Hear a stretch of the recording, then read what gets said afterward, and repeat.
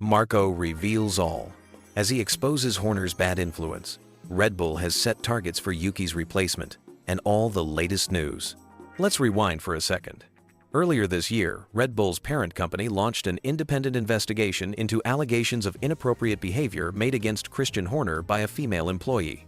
After a weeks-long process that dominated the headlines, Horner was cleared of all wrongdoing.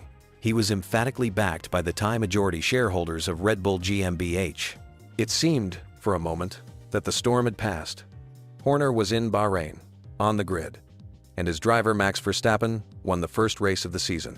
Case closed, right? Wrong. According to this new report, the situation is anything but closed. It appears the initial investigation may not have been the definitive endpoint we were led to believe. New information, or perhaps renewed pressure from certain factions within the Red Bull power structure, has prompted a fresh look into the matter. This is where the internal politics get incredibly messy. Red Bull isn't a monolithic entity. It's a fractured empire. On one side, you have Christian Horner, the long-serving team principal and CEO, backed by Chalem Uvidya, who represents the Thai side of the ownership. Horner is the face of the racing team's commercial and sporting success.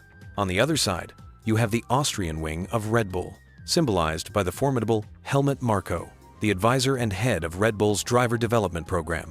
Marko is notoriously loyal to the racing DNA of the company and is fiercely protective of his protege Max Verstappen. It's an open secret that Marko and Horner's relationship has been strained for years, a tension magnified 1,000 times by this ongoing scandal. The question everyone is asking is, why now? Why is this bubbling back up to the surface? The timing is suspicious, to say the least. The team is winning, but not with the utter dominance of 2023. McLaren and Ferrari are closing the gap. The last thing a team needs during a fierce title fight is internal distraction.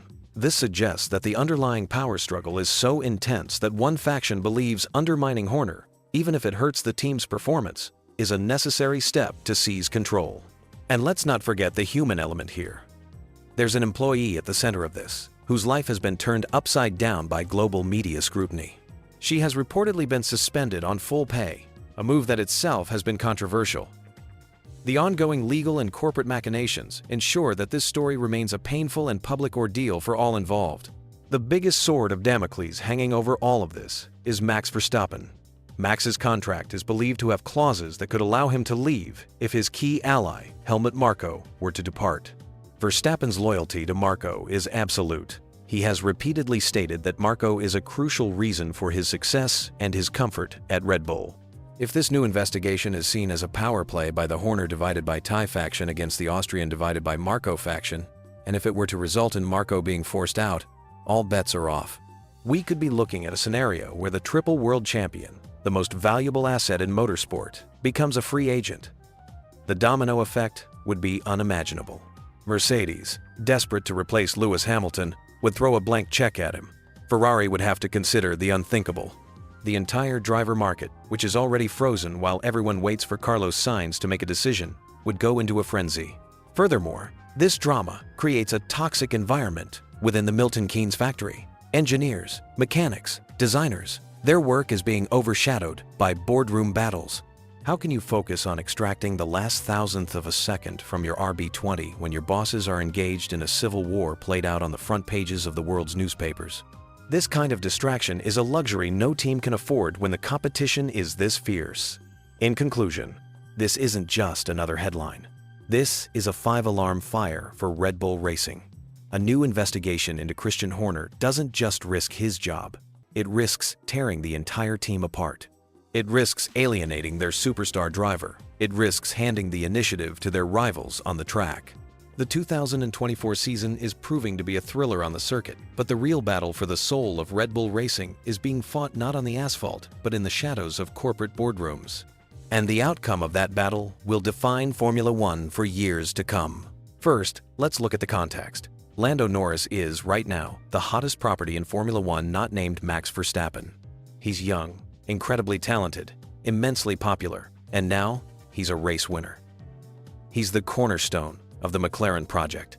Under Zak Brown's leadership, McLaren has pulled itself up from the midfield to become genuine race winners and title contenders. They have a state-of-the-art wind tunnel, a new simulator, and a technical team led by the brilliant Andrea Stella that is firing on all cylinders.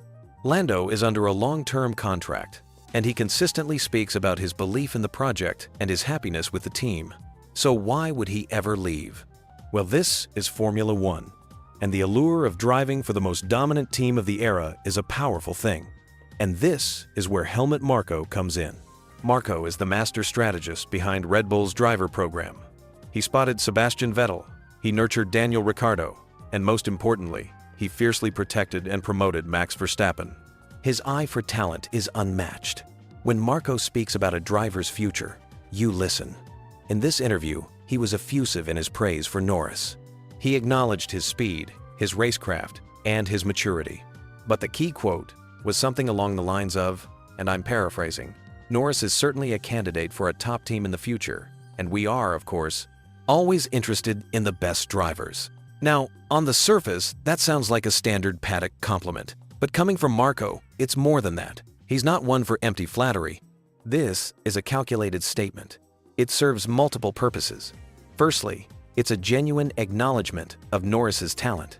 Secondly, and more strategically, it's a classic Marko move to apply subtle pressure. It's a message to the market and, crucially, to Norris himself. We are watching, and we are interested. Let's talk about the timeline. Sergio Perez's contract with Red Bull is up at the end of this season. His seat is the most coveted and most pressured in the sport. The number 2 driver at Red Bull is expected to be close enough to Max to secure Constructors' Championships and pick up wins when Max has a problem. It's a brutally difficult job, as Pierre Gasly and Alex Albon can attest. Checo started this season strong, but his performances have become more inconsistent, and the gap to Verstappen has grown again. Red Bull is openly evaluating alternatives, with names like Carlos Sainz and Yuki Tsunoda in the mix. But Lando Norris represents a different level of opportunity. He is arguably the only driver on the grid, alongside maybe Charles Leclerc, who possesses the raw speed to potentially challenge Verstappen within the same team. A Verstappen-Norris lineup would be the most explosive and talented pairing on the grid, a dream for fans and a nightmare for rivals. However, the obstacles are enormous. Firstly, contract. Lando is locked in at McLaren. While contracts in F1 can be broken, it takes a lot of money and willpower. Secondly, would Red Bull want such a potent intra-team rivalry? The history of pairing 2 alphas at Red Bull is fraught with danger. Think Vettel versus Webber, or Verstappen versus Ricciardo. It creates immense internal tension. Would Dr. Marko and Christian Horner want to risk destabilizing the harmony they have with Max, who is clearly the number 1? And from Lando's perspective, is it the right move? He is the undisputed team leader at McLaren. The entire team is built around him. He has a fantastic relationship with his teammate, Oscar Piastri. Moving to Red Bull would mean stepping into Max Verstappen's yard. It would be the ultimate challenge, but it would also be a huge risk to his reputation. If he were to go up against Max and come out second best, it could redefine his career in a way he might not want. Perhaps Marko's prediction is for the longer term. Max Verstappen has, at times, expressed frustrations with the direction of the sport and has even hinted at a potential early retirement. If Max were to leave Red Bull in, say, 2028, then a 29-year-old Lando Norris, in his prime, would be the perfect leading man to take over the team. Ultimately, Marko's comments are a testament to Norris's skyrocketing stock. He is no longer the plucky underdog. He is a Grand Prix winner and a bona fide superstar. Whether he ever drives for Red Bull or not, he has the talent to build a world championship winning project around him at McLaren. But the mere fact that Helmut Marko is publicly speculating about his future means that the possibility is on the table. And in the high-stakes poker game of Formula One driver negotiations, that is a very powerful card to hold. Let's set the stage. At the start of the 2024 season, Fernando Alonso's future was the biggest question mark in the driver market. His existing contract with Aston Martin was ending, and he was openly courted by rivals. Most notably, he was the number 1 target for Mercedes to replace the Ferrari-bound Lewis Hamilton. It was a tantalizing prospect, the legendary Spaniard in the Silver Arrows, a final shot at a third world title with a legendary team. But it didn't happen. Alonso chose to re-sign with Aston Martin, a team that, while promising, is still a step behind the top 3 of Red Bull, Ferrari, and McLaren. On the surface, it seemed like a surprising choice. Why turn down Mercedes? The newly revealed details of his contract explain everything. First and foremost, it's about length and stability. Alonso's new deal is reported to be a straight 2-year contract, taking him to the end of the 2026 season. This is crucial. 2026 is the next great regulatory reset in Formula One with new engine and chassis rules. It's a chance for the competitive order to be completely reshuffled. Alonso has signed up for the entire first cycle of these new rules. He isn't looking for a 1-year stopgap. He's all in on the Aston Martin project. This immediately differentiates it from the Mercedes offer. It's widely believed that Mercedes, while interested, may have only offered a 1+1 deal, a 1-year contract with an option for a second. For a 2-year-old driver, that's a risky proposition. He could have spent 2025 getting used to a new team, only for them to decide not to take up his option for 2026, leaving him high and dry right as the new regulations hit. With Aston Martin, he is guaranteed security and the chance to see the fruits of the team's massive investment. And what investment? It island. This is the second key part of the deal: belief in the project. Aston Martin is building a literal super team.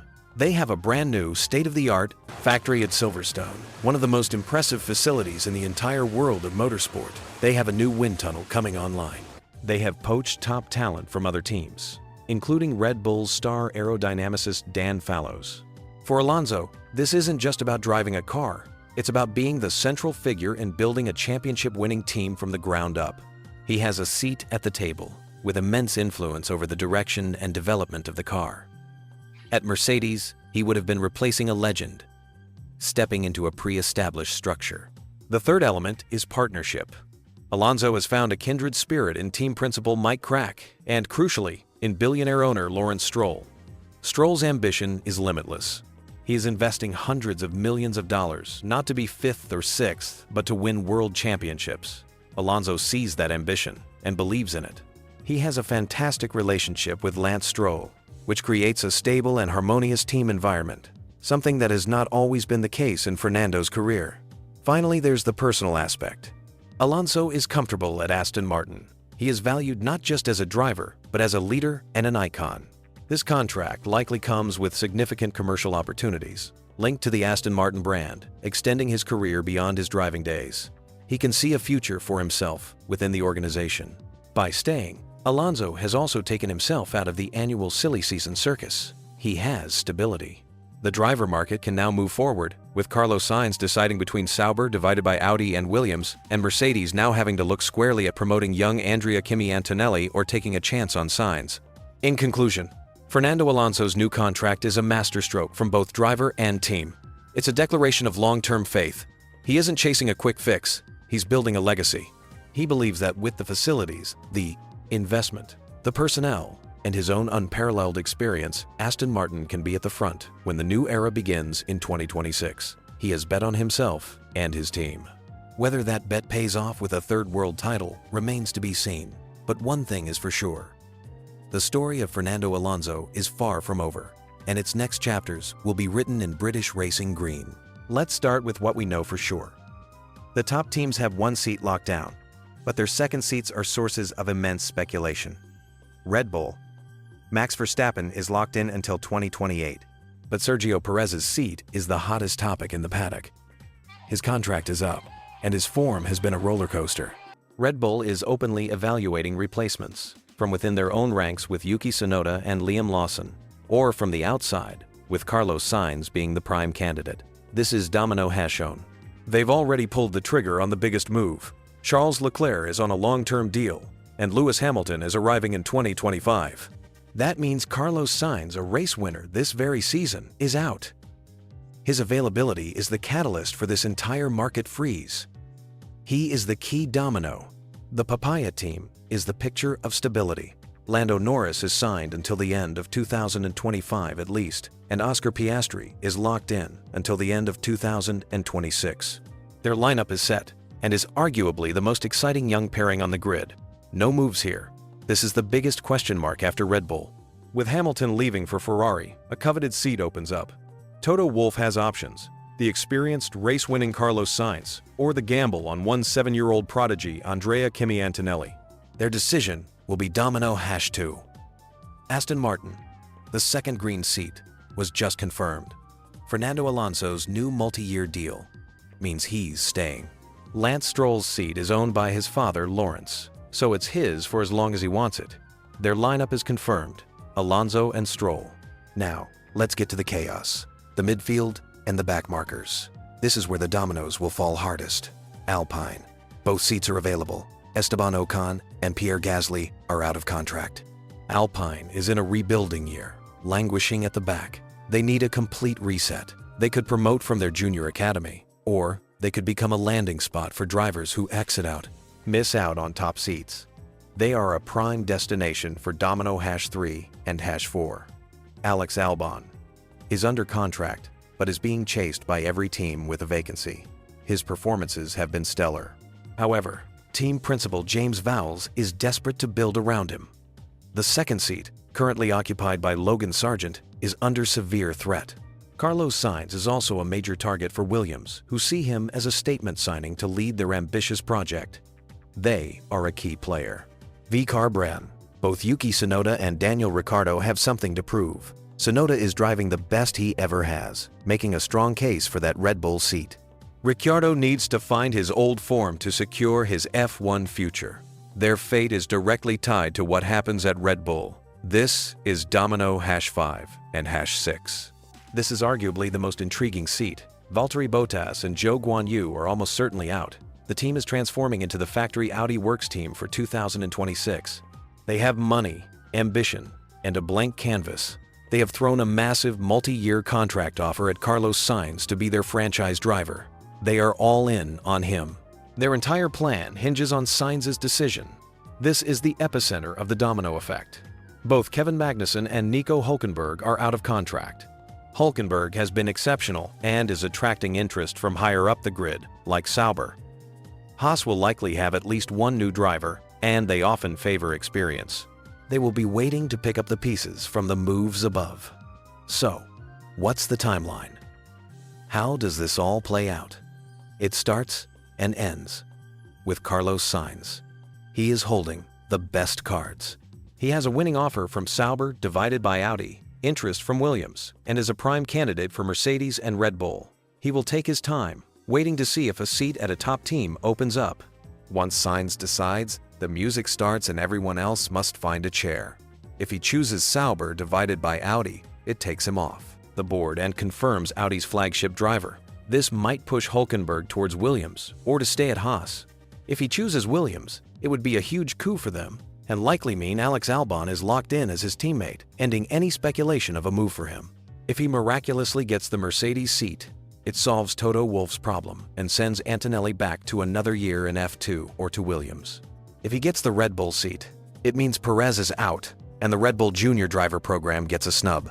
His decision will dictate where Hülkenberg, Albon, Ocon, Gasly, Tsunoda, and Ricciardo end up. The 2025 grid is a complex, interlocked puzzle, and Carlos Sainz is holding the final piece. We just have to wait for him to decide where it fits. To understand the weight of this moment, you have to understand the history. Charles Leclerc's history at his home Grand Prix is a Shakespearean tragedy. 2017, F2. He wins the feature race from pole. The crowd goes wild. The future is bright. The next day, in the sprint race, his suspension fails, a hint of the anguish to come. 2018, his F1 debut. Sauber. He qualifies an incredible 14th, but crashes in the race. A learning experience. 2019 Ferrari. He qualifies a stunning P2, but crashes in Q3, damaging his car. Ferrari botches the repair, and he starts from P15. He fights through the field, but a pit stop mix-up and car damage leave him a lapped 16th. Heartbreak, 2021. He takes a sensational pole position. The dream is alive. But on his final lap in qualifying, he crashes, causing a drive shaft issue that the team doesn't detect. The next day, on the way to the grid, the drive shaft fails. He doesn't even start the race. Unimaginable pain. 2022. He's dominating the weekend. He takes pole. He has the fastest car. He's in control. Then, Ferrari's strategy department awakens. They bring him in for a pit stop at the worst possible moment, gifting the win to Sergio Perez. He finishes P4. Fury and disbelief. 2023. With a difficult Ferrari, he qualifies and finishes P6. The curse continued, but without the dramatic pain of previous years. This isn't just bad luck. It's a pattern of almost supernatural misfortune. Every time he gets close, a crash, a mechanical failure, a strategic blunder snatches it away from him. It's a psychological scar that runs deep. Now, let's talk about 2024. Why is this year different? First, the car. The Ferrari SF24 is a beast. It's not just fast, it's consistent, it's kind on its tires. It's a car that can win races on merit, as we saw in Australia with Sainz. Monaco is a circuit where qualifying is everything, and the Ferrari has been a qualifying monster this year. Leclerc has already taken 2 poles in 2024. He has the machinery. Second, his form. Charles is driving at an incredible level. The mistakes that used to creep in when he was pushing too hard have largely vanished. He is mature, calculated, and ruthlessly fast. He is a complete driver, ready to win a championship, let alone a single race. Third, the mindset. He has made a public pledge to win. This is significant. It's not just hope. It's a declaration of intent. He is putting the pressure squarely on his own shoulders, confronting the curse head-on. He's not hiding from it. He's using it as motivation. But the pressure is unlike anything any other driver faces. Monaco is his home. He grew up in an apartment overlooking the circuit. He watched the race from his balcony as a kid, dreaming of one day winning it. His friends, his family, his entire nation is watching. The Monegasque fans don't just want him to win, they expect it. Every year he doesn't, the weight gets heavier. A win in Monaco would be more than just 25 points. It would be an exorcism. It would lift a lifetime of pressure off his shoulders. It would validate his entire journey and prove to himself that he can overcome the mental demons that have plagued him there. It would be the storybook ending that his talent and his story so richly deserve. However, the stakes of failure are also higher than ever. If he has the car to win and something goes wrong again, a mistake, a Ferrari strategy error, the psychological blow could be devastating. It could reinforce the curse in his mind, making it even harder to break in the future. The world will be watching Charles Leclerc this weekend. We will watch his body language in the garage, the look in his eyes on the grid. We will feel every moment of tension. This isn't just a motor race, it's a psychological thriller. It's a man versus his history, versus his destiny, on the most glamorous and punishing stage in the world. Will 2024 finally be the year the prince becomes the king of Monaco? The entire sport holds its breath. First, let's break down the core problem the 2026 rules are trying to solve. The new power units will have a much larger electrical component, producing nearly 50% of the total power. But these batteries need to be charged. Under the current rules, that happens under braking. However, the 2026 cars will be lighter and have less drag, meaning they won't be braking as hard, which means less energy recovery. This is known as the overrun problem. So, how do you create more energy recovery? You make the cars brake harder. And how do you do that? You make them have more drag on the straights. This is where active aerodynamics comes in. What is active aero? In simple terms, it's aerodynamics that can change shape during a lap. Unlike the DRS flap we have now, which is just one movable part on the rear wing, active aero will likely involve multiple elements on both the front and rear wings that can change their angle or position to drastically alter the amount of drag the car produces. The FIA's decision is to implement a manual system, not a fully automatic one. Here's what that means. The system will likely have 2 core modes: Z mode, high downforce, divided by low drag. This will be for cornering, providing maximum grip in slow and medium speed corners. The wings will be at a steep angle, X mode low downforce, divided by high drag. This will be activated on the straights. The wings will stall or flatten out, creating a huge amount of drag. This serves 2 purposes. It slows the car down more effectively for energy harvesting under braking, and it creates a huge slipstream effect for the car behind, promoting overtaking. The manual part is crucial. The drivers won't just press a DRS button. They will likely have to manually switch between these modes at designated points on the track, dictated by the FIA. It will become a strategic skill, like managing fuel mixtures or brake bias. Do you switch to low drag mode early on the straight to maximize top, speed and energy harvest, or do you stay in high downforce mode a little longer to be more stable through a fast kink? Get it wrong, and you lose time or crash. This will fundamentally change how we see F1 cars. Imagine a car approaching the final corner at Monza. Its front and rear wings are at a steep angle for maximum downforce. It exits the corner, and as the driver hits a certain point on the track, he flicks a switch. The entire profile of the car changes. The wings flatten, the car hunkers down, and it rockets down the straight with massive drag, charging its batteries. Then, as he approaches the braking zone, he flicks back to high downforce mode to brake and corner. The potential for drama is enormous. What if the system fails? What if a driver forgets to switch modes? The sound will change too, as the engines will be working against immense drag on the straights. This is a brave new world for F1. It's a complex solution to a complex problem, blending sport and technology in a way we've never seen before. It aims to solve the overtaking problem by making slipstreaming incredibly powerful, and it ensures the new, more sustainable hybrid engines can actually function. The 2026 cars will be technological marvels, and the drivers will have more to do than ever. It's a high-risk, high-reward strategy for the future of the sport. Lewis Hamilton is the most successful driver in F1 history. He is used to winning. He expects to win. For over a decade, his default setting has been at the front of the grid. The past 2.5 years have been a brutal departure from that reality. The Zeropod concept of 2022 was a disaster. The recalcitrant W14 of 2023 was only marginally better.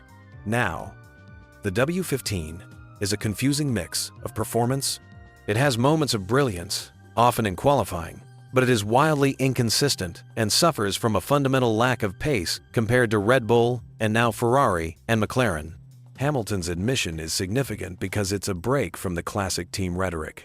For years, Toto Wolff and the drivers have spoken about the process, the journey, and having faith that they will figure it out. They've talked about seeing positive signals in the data. But now Hamilton is cutting through that. He's being realistic. He's saying what we all see. Red Bull is too far ahead, and with their own development, catching them in 2024 is a near impossible task. This honesty reveals a few things. Exhaustion. After 2 years of pumping belief into a project that hasn't delivered, the mental energy required to keep up the optimistic facade is draining. This admission might be a form of psychological relief for Hamilton. A shift in focus. With his move to Ferrari confirmed for 2025, his emotional investment in the Mercedes recovery may be waning. His mind is inevitably beginning to drift towards the future, making the present struggles slightly easier to bear, but also more poignant. The burden of legacy. Every race he spends in the midfield is a race where his record of wins and poles stands still. He sees Max Verstappen relentlessly charging towards his records, and he is powerless to stop it because his machine is not competitive. This must be a uniquely frustrating form of torture for a competitor of his stature. His final season at 2020. Mercedes is turning into a farewell tour, but not the triumphant one many envisioned. It's a bittersweet experience of celebrating past glories while grappling with present difficulties.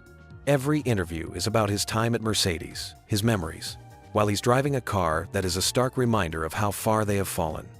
There's a tragic beauty to it. We are witnessing the closing of a chapter not with a bang, but with a whimper. We see the vulnerability of a giant. It humanizes him in a way his years of invincibility never could. Yet within this doubt, there might be freedom. Freed from the immense pressure of the title fight, perhaps Hamilton can drive with a different kind of joy. He can race for the pure love of it, chasing podiums on days where the car works, and helping his team gather crucial data for the future on the days it doesn't. He is driving for his engineers now, for George Russell, and for the fans, rather than for a championship. His doubt is not a surrender. It's an acceptance of reality. And in that acceptance, Lewis Hamilton might just find a more peaceful way to say goodbye to the team that made him a legend. Max Verstappen is currently happy at Red Bull. He's winning, he's dominant. But Helmut Marko is a realist. He knows that loyalty in Formula One is built on performance, not past glories. His warning was clear.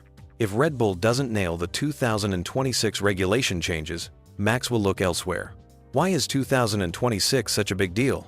It's a complete reset. New engines, new aerodynamics. It's a chance for the established order to be torn up. Mercedes could nail it and return to the top. Ferrari could finally get it right. Aston Martin, with Honda, could be a force. And Red Bull will be doing it all themselves for the first time. This is the crucial part. For the first time since they returned to the sport, Red Bull will be a true works team.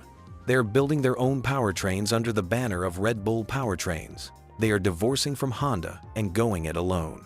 This is a monumental technical challenge. Building a competitive F1 engine from scratch is arguably the hardest task in all of motorsport. Marko's warning is aimed directly at this project. He's saying, you better get this right. If the Red Bull engine in 2026 is down on power, unreliable, or paired with a bad chassis, Verstappen will not hang around for a multi-year rebuild. He will be at the peak of his powers at 29 years old. He will have options. Mercedes would empty their bank accounts for him. Ferrari would make room. Marko is also sending a message to the wider Red Bull organization amidst its internal political turmoil. He's essentially saying, stop your infighting. Stop the distractions. Focus on the only thing that matters, giving Max the tools to win. Because if you don't, he's gone, and this entire empire comes crumbling down. Max has already hinted at this himself, mentioning that his future is tied to performance and that he could walk away from F1 if he's not competitive. He's not tied to Red Bull for life. He's tied to winning. This warning puts Christian Horner and the technical leadership under immense pressure. The 2026 car and engine project isn't something they can fix with in-season upgrades. It's a 3-year project that is already underway. Every decision made today impacts their ability to keep Verstappen in 2026. Helmut Marko isn't just predicting the future, he's trying to shape it. By making this warning public, he's holding his own team's feet to the fire. He's protecting his protege. It's a brutal, calculated, and necessary piece of politics from the most experienced operator in the paddock. The battle for the 2026 championship starts now, in a quiet factory in Milton Keynes, and the prize is the greatest driver on the planet. The struggle at Mercedes is the story of the season. A team once synonymous with invincibility is now grappling with a car that has a mind of its own. But all is not lost. Team principal Toto Wolff has just dropped a major hint about a significant upgrade package coming for the W15, suggesting that the team might finally be unlocking its secrets. This isn't just another new front wing. This is being pitched as a crucial change that could define their entire season. Today, we're going to explore what these upgrades might be, the concept behind them, and whether this is the final roll of the dice for Mercedes' 2024 campaign. To understand the upgrade, we need to understand the problem. The W15 is Jekyll and Hyde.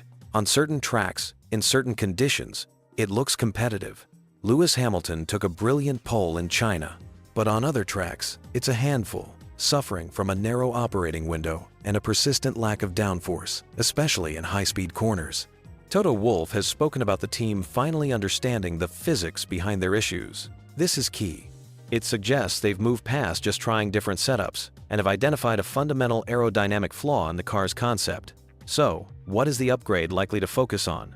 The main areas are the front wing and nose, to improve airflow management and how the car interacts with the front tires, which has been a source of inconsistency. The floor, the most critical area for generating downforce in the ground effect era. A revised floor, with new edges, vortices, and tunnels, could be a silver bullet, unlocking performance that the chassis has been capable of, but hasn't been able to access. The rear wing and beam wing, to better manage the wake of turbulent air and improve stability under braking and acceleration. Wolff's confidence suggests this isn't a guess. Their simulation tools, the wind tunnel and CFD, are now correlating with what they're seeing on the track. They've built a virtual model of the car's problems and have designed a solution that their data says will work. However, this is a high-pressure moment. If this upgrade package delivers the promised performance, it could catapult Mercedes back into the fight for regular podiums and even wins. It would validate their hard work and prove they are on the right path. But if it fails, if the upgrades don't deliver the lap time, or worse, make the car even more difficult to drive, it would be a catastrophic psychological blow. It would mean their fundamental understanding is still wrong. It would force them to essentially write off the entire 2024 season and focus everything on 2025 before the big 2026 rule change. This is the weight these upgrades carry. For drivers Lewis Hamilton and George Russell, it's the difference between a frustrating farewell season and a glorious final hurrah for Hamilton. For the hundreds of employees at Brackley, it's the validation of 2 years of intense work. Toto Wolff's hint isn't just about new parts, it's about hope. He's trying to project confidence to his team, his drivers, and the fans. He's saying, "We are not lost. We are coming back." The F1 world will be watching closely to see if Mercedes' last roll of the dice is a winner, or if it's time to cash out and wait for next year. The Monaco Grand Prix is the ultimate test of a Formula One car.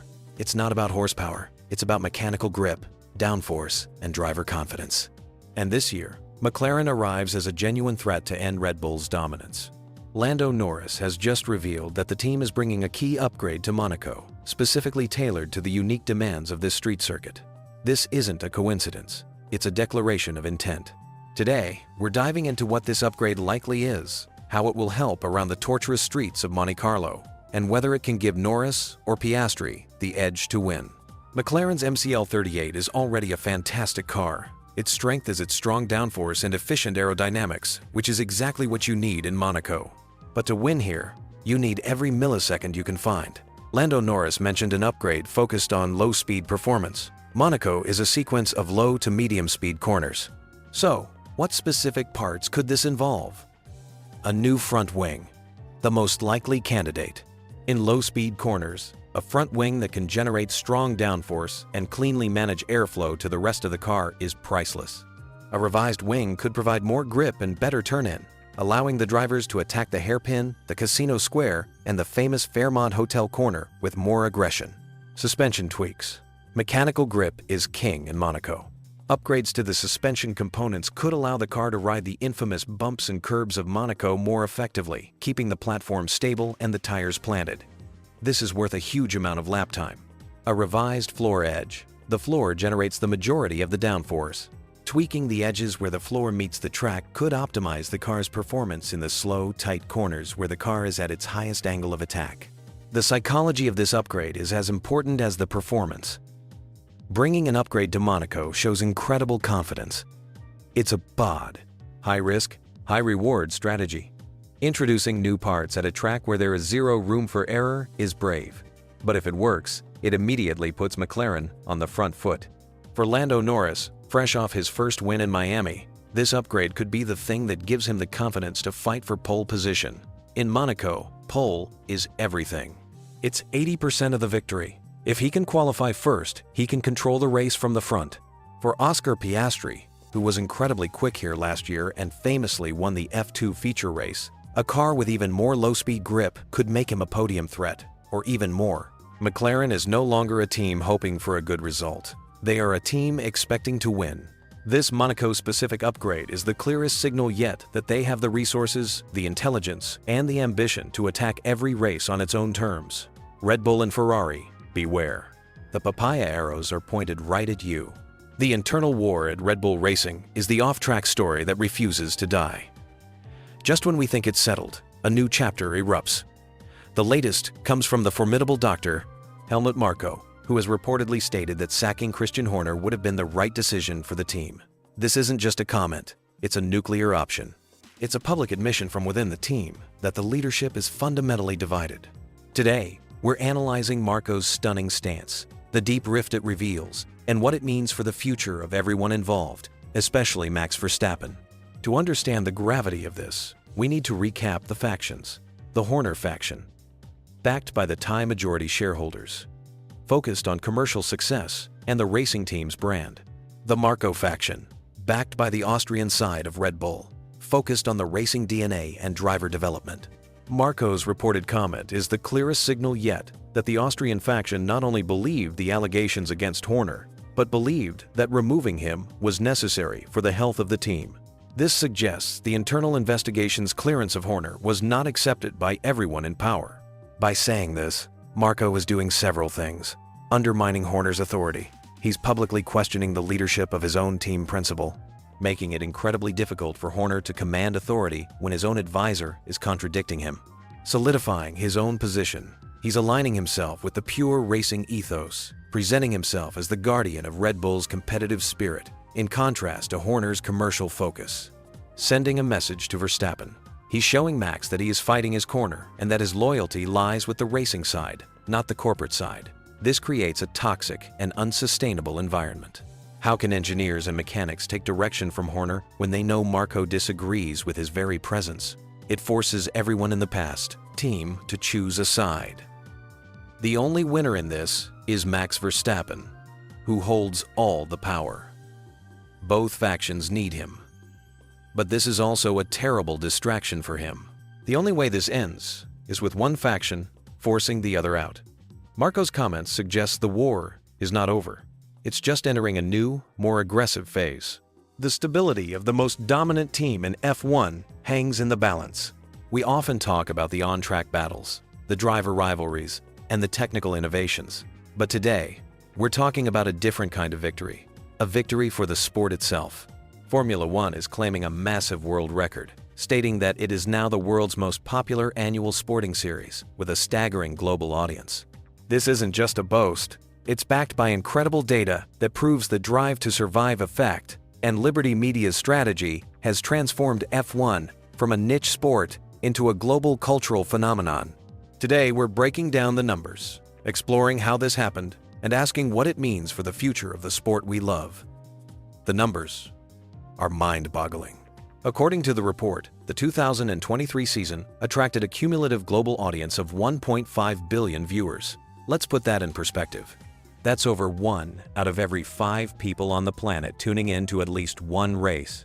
The season also set record attendance figures at circuits around the world, with over 6 million people attending a race in person. How did this happen? The drive to survive effect. The Netflix show was a game changer.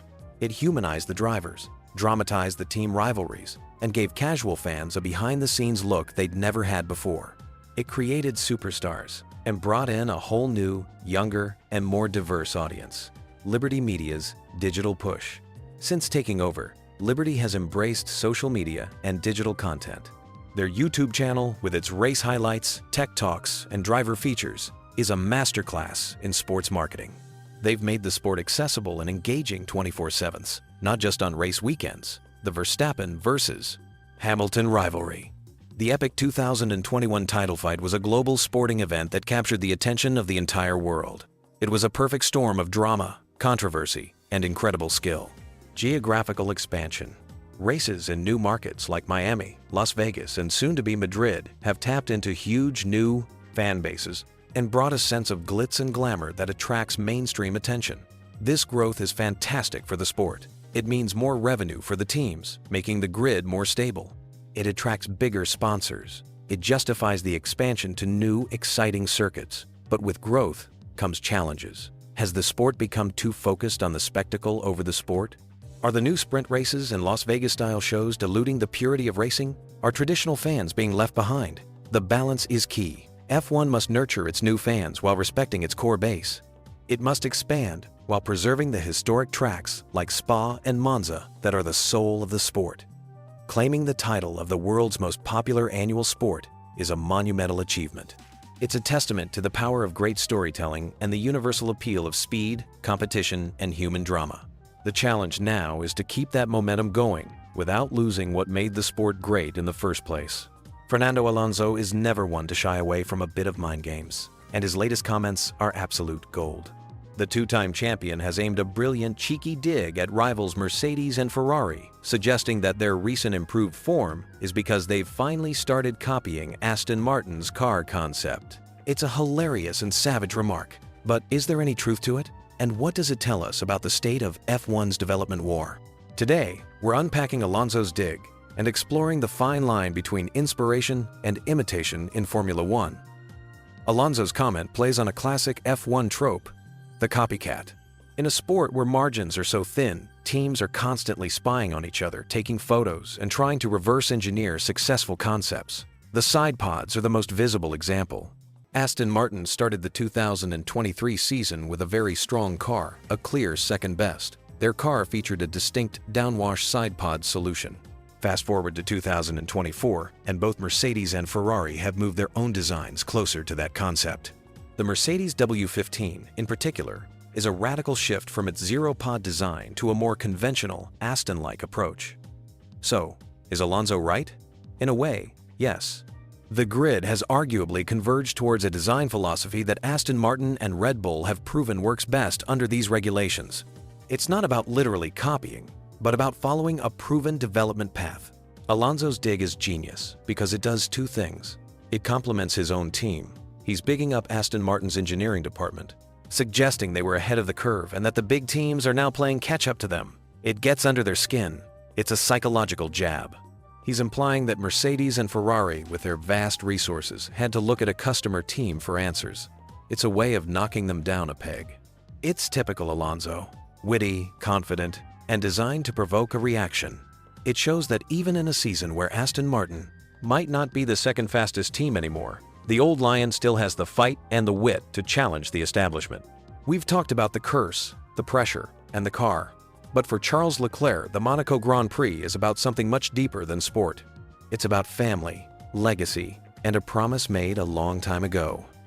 In a moving revelation, Leclerc has spoken about the pledge he made to his late father Hervé to one day win his home race. This adds a profound layer of emotional weight to his quest.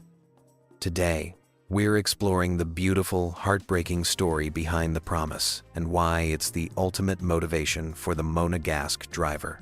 Charles Leclerc's father, Hervé, was his first coach, his biggest supporter, and his best friend. He sacrificed everything to support his son's racing career, driving him to karting tracks all across Europe. It was Hervé who nurtured the talent and the dream. Tragically, Hervé passed away in 2017, just a few days before Charles was due to race in the Monaco F2 event. He never got to see his son become a Formula One driver, let alone a star for Ferrari. The promise Charles made was to win Monaco for him. It's a driver's ultimate tribute. Every time he races there, he carries not just the hopes of a nation, but the memory of his father. This context transforms his Monaco heartbreaks from sporting disappointments into deeply personal tragedies. The mechanical failure in 2021 wasn't just bad luck. It was a stolen moment of tribute. The strategy error in 2022 wasn't just a team mistake. It was a delay in fulfilling a sacred vow.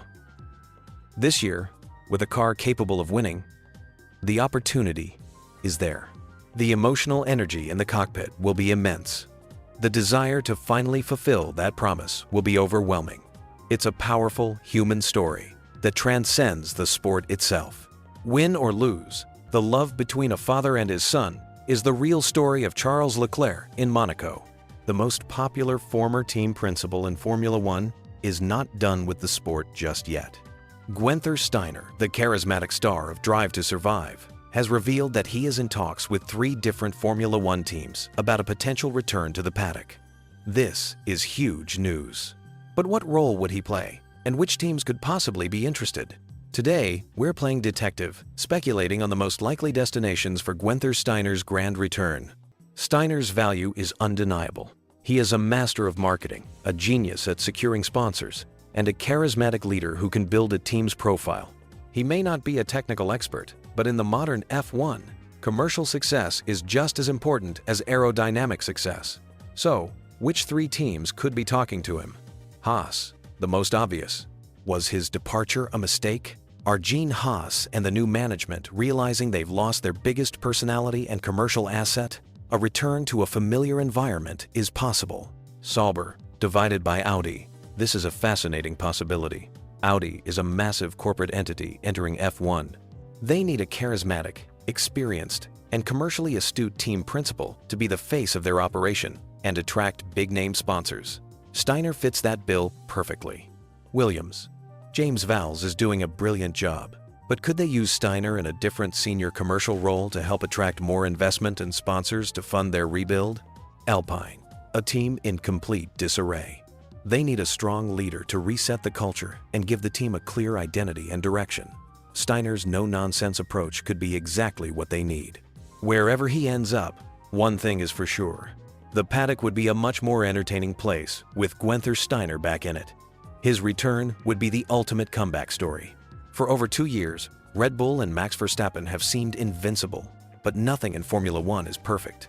Every car has a weakness, and according to a bombshell report, a rival engineer has finally identified a key flaw in the seemingly flawless Red Bull RB20. This is the blueprint. This is the clue that every other team on the grid will be studying. Today, we're doing a technical deep dive into what this weakness could be, and how it might just be the key to stopping the Red Bull juggernaut. Music shifts to a technical, mysterious tone. Host: the report suggests the weakness is related to the car's ride height and platform control. The Red Bull's incredible performance comes from its revolutionary floor, which generates a huge amount of downforce through ground effect.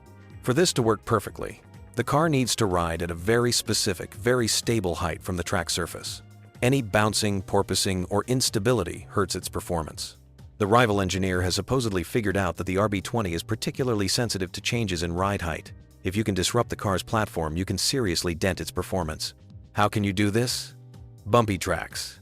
Circuits with a rough surface, like Canada or Singapore, could cause the Red Bull to bounce more than its rivals, breaking the seal of its floor and costing it downforce. Low-speed corners. In slow corners, the car isn't generating as much downforce to push it down, so the platform might be less stable, creating a handling imbalance. Following closely, if the Red Bull is stuck in dirty air behind another car, the loss of downforce could raise its ride height, again hurting the floor's performance. This is why Verstappen always needs clean air. This analysis matches what we've seen on track. Red Bull's few off days have often been on street circuits, Singapore 2023, or tracks where managing the car's balance was tricky, Brazil 2023. If this is true, it gives every other team a clear development target. Make your car as stable as possible over bumps and in dirty air. If you can follow closely without losing performance yourself, you can pressure the Red Bull and force it into a vulnerable state. The gap is closing. McLaren and Ferrari are already there on their day. This identified weakness could be the final piece of the puzzle that turns an occasional challenge into a consistent title fight. The hunt for Red Bull is on, and they finally have a scent. Let's be clear, Sergio Perez is not driving badly. He's second in the championship. But at Red Bull, second isn't good enough if you're half a second behind your teammate every Saturday. The mandate is clear. Qualify on the front row, secure a 1-2 finish, and back Max up strategically. When the gap is too big, as it was in Imola and Miami, it puts the team at a strategic disadvantage. So, who could step into the lion's den? The candidates are in 3 categories. Category 1, the known quantity. This is the safe, but complicated, option. Sainz is a proven race winner, a qualifier, and incredibly consistent. He wouldn't be intimidated by Verstappen. He's the driver you hire if you want to absolutely guarantee the Constructors' Championship. But there are huge complications. First, his history with Max from their Toro Rosso days was spicy. Second, he would likely want a multi-year deal, which could block the path for Red Bull's juniors. And third, does he want to go back to a team where he'd be the clear number 2? It's the most performative option, but the least likely due to politics. Category 2, the junior prodigy, Yuki Tsunoda and Liam Lawson. This is the traditional Red Bull way. Promote from within. Yuki Tsunoda is making an ironclad case for promotion. He has demolished Daniel Ricciardo this season in qualifying and race pace. He's matured immensely, is blisteringly fast, and knows the Red Bull system inside out. Promoting Yuki would be a reward for performance and loyalty. The risk? He's unproven in a top team, and the pressure could be immense. Liam Lawson is the mystery man. He impressed everyone in his 5-race stand-in for Ricciardo at AlphaTauri last year, scoring points in Singapore. He's highly rated by Helmut Marko and is waiting in the wings. The problem is, he has no seat right now. Promoting him straight to Red Bull would be a massive, unprecedented gamble, skipping the AlphaTauri grooming process entirely. Category 3, the outside-the-box wildcard. Alex Albon. This is the most intriguing and shocking name on the list. Albon was Verstappen's teammate before and struggled massively, his confidence shattered by the experience. But that was then. The Alex Albon of 2024 is a completely transformed driver. He is the undisputed team leader at Williams, putting that car in places it doesn't belong on a weekly basis. He is confident, mature, and incredibly skilled. Bringing him back would be a redemption story for the ages. He knows the pressure now, and he's proven he can lead. The question is, would he want to go back? And would Red Bull risk revisiting a partnership that failed once before? Each choice sends a different message. Choosing Sainz is a message that they want a guaranteed superstar pair. Choosing Tsunoda is a message that the junior program is still thriving. Choosing Lawson is a high-risk, high-reward bet on pure talent. Choosing Albon is a message of redemption and a belief in a driver's ability to grow. The decision will reveal who holds the power at Red Bull. Is it Helmut Marko, pushing for a junior? Or is it Christian Horner, wanting a stable, known quantity like Sainz? Perez's fate isn't just about his driving. It's a proxy for the internal civil war at Red Bull. His replacement will be the clearest indicator yet of who won that war.